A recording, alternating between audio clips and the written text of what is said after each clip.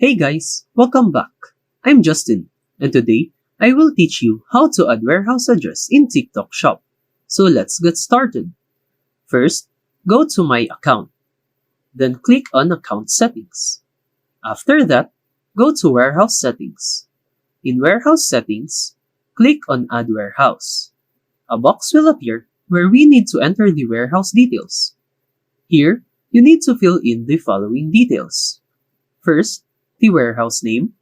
Second, contact person's name. Third, phone number. And lastly, complete address. Next, based on the country where your account is registered, you will see the areas and states. For example, if your account is registered in the Philippines, you'll see all the states in the Philippines. You can exclude any areas if you wish. After filling in all the details, simply click Save. There you have it. You now have added your warehouse address in TikTok Shop. And that's it for this video. I hope this video helped you out.